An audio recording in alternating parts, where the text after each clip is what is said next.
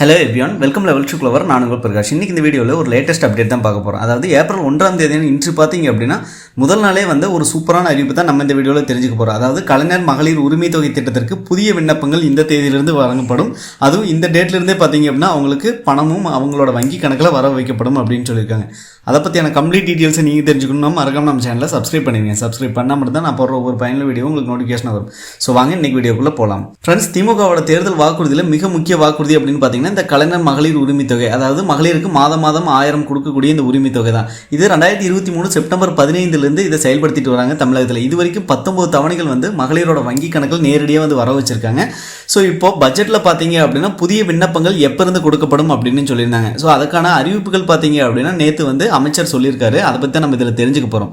அதாவது 3 மாதங்களில் கலைஞர் மகளிர் உரிமை தொகை கிடைக்கும் அப்படிங்கிறாங்க. கலைஞர் மகளிர் உரிமை தொகை திட்டத்தின் கீழ் நிதியுதவி பெற நிறைய பேர் விண்ணப்பித்துள்ளனர். இன்னும் 3 மாதங்களில் இதற்கான புதிய விண்ணப்பங்கள் பெறப்பட்டு தகுதி வாய்ந்தவர்கள் தேர்வு செய்யப்படுவார்கள். அவர்களுக்கு 3 மாதத்தில் நிச்சயம் மகளிர் உரிமை தொகை வழங்கப்படும் என்று மார்ச் 31ஆம் தேதி நிதியமைச்சர் தங்கம் தென்னரசு தெரிவித்துள்ளார்.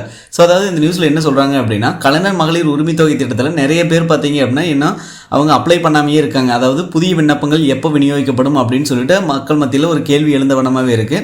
ஸோ அதற்கு பதிலளித்து நிதியமைச்சர் தங்கம் தென்னரசு பார்த்தீங்க அப்படின்னா இன்னும் 3 மாதங்களில் விண்ணப்பங்கள் பெறப்பட்டு ஸோ அந்த 3 மாதத்திலே பார்த்தீங்கன்னா அவங்களுக்கு நிச்சயம் அவங்களோட வங்கி கணக்கில் வரவு வைக்கப்படும் தகுதியானவர்களுக்கு அப்படின்னு சொல்கிறாங்க. ஸோ நீங்களும் பார்த்தீங்க அப்படின்னா இதற்கு விண்ணப்பிக்கலாம். அதுக்கான தகுதிகள் எல்லாமே பார்த்தீங்க அப்படின்னா இதுக்கு முன்னாடி ப்ரீவியஸ் வீடியோவில் நம்ம பார்த்துருப்போம். அதாவது குடும்ப அட்டையில் இடம்பெற்றவர்கள் அனைவரும் ஒரே குடும்பமாக கருதப்படுவார்கள். ஒவ்வொரு தகுதி வாய்ந்த குடும்பத்தில் உள்ள குடும்ப தலைவி கலைஞர் மகளிர் உரிமை தொகைக்கு விண்ணப்பிக்கலாம் அப்படிங்கிறாங்க. ஆண் குடும்ப தலைவராக இருந்தாங்க அப்படின்னாலுமே மனைவியாக அவங்க குடும்ப தலைவியாக கருதப்படுவாங்க அப்படின்னு சொல்கிறாங்க. அதுபோக பார்த்தீங்க அப்படின்னா குடும்பத்தில் ஒன்றுக்கும் மேற்பட்ட 21 வயது நிரம்பிய பெண்களாக இருந்தாங்க அப்படின்னா யாராவது ஒருத்தர் அந்த குடும்ப உறுப்பினர் தேர்வு செய்து விண்ணப்பிக்கலாம் அப்படின்னு சொல்கிறாங்க.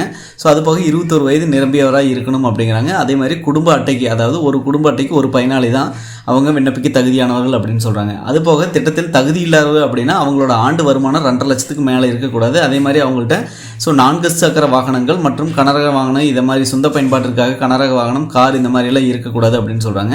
ஸோ அதுபோக பார்த்தீங்க அப்படின்னா குடும்பத்தில் ஆண்டு வருமானம் 2.5 லட்சத்துக்கு மேலே ஈட்டி அவங்க தொழில் வரி ஏதாவது செலுத்தியிருந்தாங்க அப்படின்னா அவங்களும் இது நாட் எலிஜிபிள் அப்படிங்கிறாங்க. ஸோ அதுபோக 5 ஏக்கர் குறைவான நஞ்சை நிலம் மற்றும் 10 ஏக்கர் குறைவான புஞ்சை நிலம் வைத்திருக்காங்க அப்படின்னா அவங்களாம் எலிஜிபிள். அதே மாதிரி ஆண்டிற்கு வீட்டு உபயோகத்திற்காக 3600 யூனிட் மின்சாரம் பயன்படுத்துகிற குடும்பங்களும் பார்த்தீங்கன்னா இதுக்கு எலிஜிபிலிட்டி அப்படின்னு சொல்லியிருக்காங்க. ஸோ கண்டிப்பாக பார்த்தீங்கன்னா அடுத்த 3 மாதங்களில் இதற்கான விண்ணப்பங்கள் தமிழகத்தில் விநியோகிக்கப்பட்டு ஸோ தகுதியுள்ளவர்கள் தேர்ந்தெடுக்கப்படுவார்கள் அப்படின்னு சொல்கிறாங்க. இது வரைக்கும் பார்த்தீங்கன்னா 1,15,00,000 மகளிர்கள் இதனால் பயன்பெற்று வராங்க.